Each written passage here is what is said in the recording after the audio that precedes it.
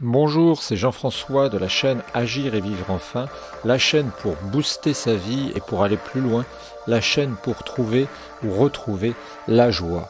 Alors aujourd'hui, je voulais faire un sujet assez soft parce qu'en fait, c'est venu d'une réflexion l'autre jour de quelqu'un qui me disait « Ah oui, j'ai oublié, si vous avez le temps, eh bien abonnez-vous parce que ça peut nous aider. » Oui, j'étais l'autre jour avec quelqu'un qui me disait tu as l'air drogué, tu as l'air tellement plein d'énergie qu'on dirait que tu t'es drogué, que tu as pris quelque chose. » Alors c'est très délicat pour moi de parler de drogue parce que je ne voudrais pas qu'il y ait d'amalgame.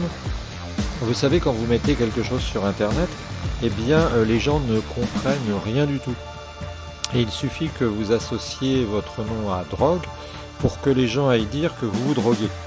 Vous connaissez sans doute ce petit exercice des surréalistes qui consistait à partir, à prendre une quinzaine de personnes, à donner une phrase tout à fait anodine du genre le chat mange la souris et à demander à chacun de la répéter à l'envie à son copain, son voisin. Et on s'apercevait en fait dans cette expérience qu'à la fin on avait une phrase totalement différente du genre je ne sais pas, l'inspecteur achète des navets. Pourquoi est-ce qu'on en arrivé là? Eh bien c'est à cause par l'imprécision du langage tout simplement. Parce que nous sommes des humains, nous avons mis en place un codage et que ce codage n'est pas parfait, et loin d'être parfait malheureusement. Et ce qui fait que, au bout d'un moment, les gens finissent par ne plus savoir ce que vous avez dit et déforment les propos. C'est un peu comme si vous preniez une image et que vous la reproduisiez sans cesse avec votre appareil photo, d'un appareil photo même de téléphone portable à l'autre. Eh bien, vous finiriez par avoir tellement de flou à la fin que vous ne reconnaîtriez pas les détails au bout de 5 ou 10 passages. Eh bien, voilà ce qui se passe avec les gens. C'est-à-dire que si je dis, je fais un sujet sur la drogue et que j'avais mis une miniature plus racoleuse, plus vendeuse, j'aurais pu mettre, de la couleur et puis montrer un drogué en train de s'injecter du produit dans les veines, eh bien on aurait dit, ça y est, Jean-François se drogue. Et c'est ça que je voulais éviter, d'où l'utilité. D'où la miniature modérée que j'ai mise à un ensemble de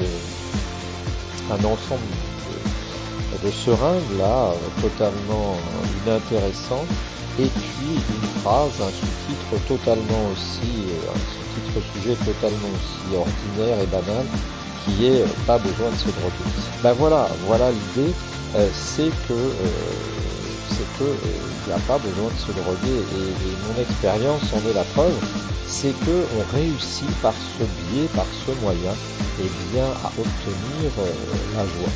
Alors j'avais besoin aussi de préciser ce que c'est que la joie, parce que c'est une notion assez floue et qu'il faut vraiment repréciser, pour laquelle il faut vraiment reposer des jalons sérieux.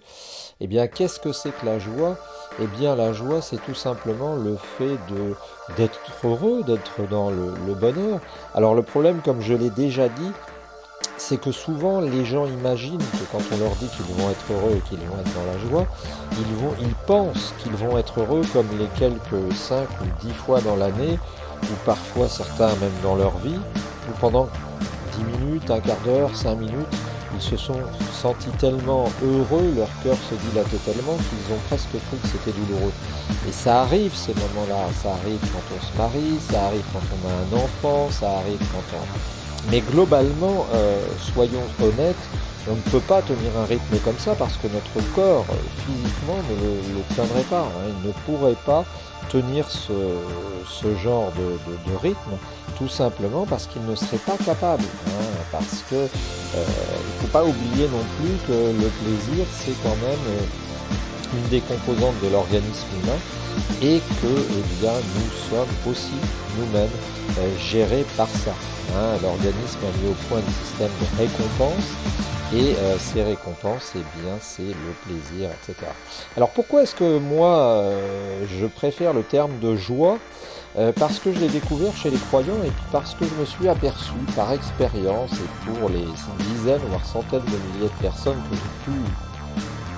que j'ai pu côtoyer, qu'en fait les gens qui étaient, on va dire, qui avaient rempli le mieux le questionnaire compliqué de la vie, eh bien c'était sans doute les croyants. Et parmi les croyants que j'ai rencontrés, pas les catholiques, les évangélistes, hein, certains catholiques oui, mais les protestants évangélistes, parce que, eh bien, eux paraissent carrément dopés à la joie. Alors, pourquoi? Eh bien, parce que, je sais pas, il y a une subtile alchimie qui s'est faite, il y a une manière de fonctionner. Alors, personnellement, moi, je ne suis pas croyant, hein, mais ce que je veux, ce que j'ai cherché à faire, c'est à retirer le meilleur de chaque système et essayer finalement de me placer, d'aider les gens à se placer dans une configuration qui fait que eux aussi seront finalement dans la joie. Hein, parce que dans la joie, ça ne veut pas dire profiter comme si on était en transe, en train de baver parce qu'on est tellement heureux que on ne va plus réussir à même faire autre chose. Non, être dans la joie, c'est une attitude, une manière de fonctionner qui fait que quand vous êtes bien, eh bien vous êtes heureux, vous êtes serein, et puis vous avez d'ailleurs tendance à sourire beaucoup. Alors je le dis d'autant plus facilement que pendant des périodes de difficultés dans ma vie, de deuil, et bien malheureusement, je sais ce que c'était que le fait de rester collé, le fait de coincer, le fait de ne plus avancer, et je sais que c'était très difficile, hein, je l'ai vécu, j'ai des gens, il faut avoir vu son visage parfois sur des photos à des époques où on a été carrément, alors pas forcément avec les deuils, hein, ça peut être d'autres choses qui vous arrivent, d'autres problèmes, et il faut voir son visage à cette époque, il faut le regarder sur des photos et on s'aperçoit qu'il est devenu littéralement neutre, il est littéralement vidé de toute expression. Et ça, je l'ai connu comme j'ai connu cette expression moment.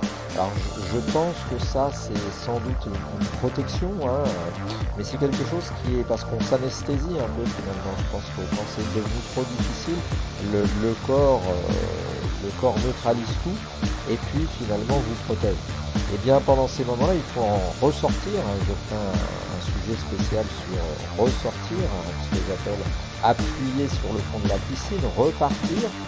Mais là, eh bien, je suis dans l'extrême, c'est-à-dire dans l'autre extrême, c'est-à-dire dans la banane, dans le plaisir, dans le fait d'être content, le fait d'avoir trouvé mon élément.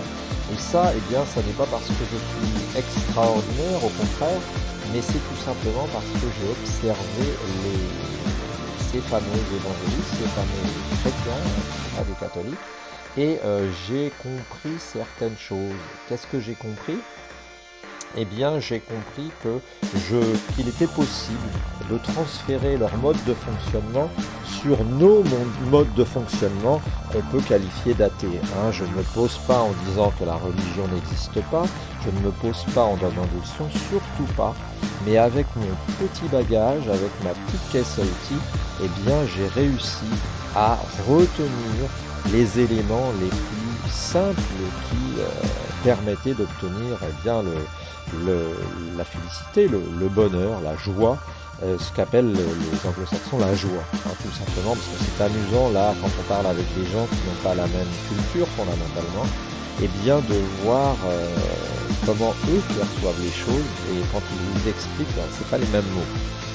Donc la joie, c'est quelque chose de plus doux que le bonheur, un bonheur violent. C'est quelque chose qui vous tient toute la journée et c'est quelque chose de très rassurant. Alors quand on se pose la question de savoir ce qui peut les aider, ces gens-là, ces protestants, eh bien il y a déjà une confiance qu'ils ont en l'avenir, l'impression d'être guidés par leur Dieu, hein, je répète à l'envi cette petite anecdote, mais quand j'ai assisté à un baptême d'un adulte, puisque les adultes, quand ils sont baptisés, eh bien, ils se font mettre directement dans l'eau, hein, puisqu'ils ont une sorte de piscine, hein, c'est carrément, ils les immergent totalement, hein.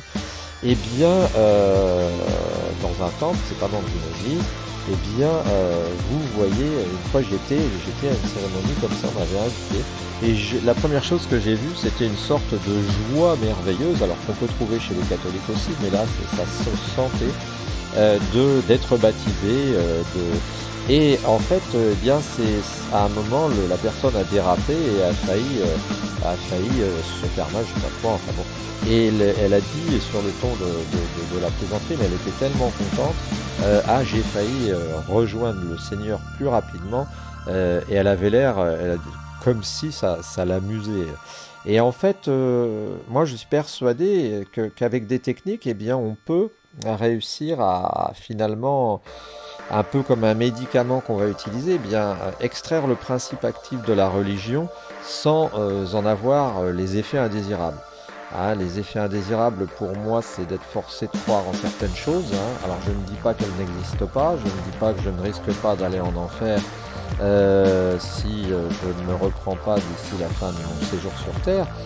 Mais mon opinion, disons-nous, la plus rationnelle et la moins fausse possible, c'est que finalement, les religions ont été bâties et utiliser des images, hein, pour attirer des gens qui ne maîtrisaient pas, qui ne lisaient pas.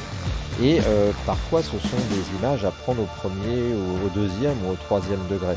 Donc c'est mon avis, hein. J'ai rencontré des catholiques qui m'ont dit que je ne risquais pas pour autant de périr dans les flammes de l'enfer si je ne me soumettais pas au dogme par exemple, des évangélistes, des chrétiens, comme ça pourrait être pour les musulmans.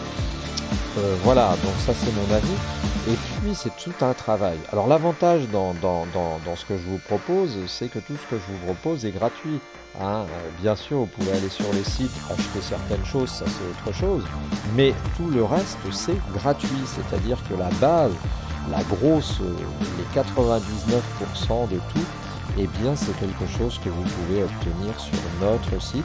Ailleurs aussi, bien entendu, hein, mais sur Internet, comme on le dit, il y a des différentes approches et le problème, c'est que trop d'informations finit par tuer l'information. Voilà, c'était un petit post sur se droguer pour vous dire simplement que je suis un peu ennuyé maintenant, puisque le fait de la joie commence à se voir et les gens commencent à imaginer commenceront aussi pour vous à imaginer que vous vous droguez si vous utilisez quelques méthodes simples. Et ça, c'est quelque chose dont il faut prendre garde, hein, parce que ça pourrait vous attirer des ennuis. Hein. Droguer à la vie, droguer au bonheur, eh bien c'est tout ce que je peux vous souhaiter. Je vous souhaite une bonne journée, vraiment merveilleuse journée avec vos proches, vos enfants, vos parents, vos grands-parents. Et puis, profitez de la vie, respirez, sortez dans la nature. Il pleut, c'est pas terrible ce matin, mais je continue, j'enregistre, vous voyez, au petit matin. Bonne journée!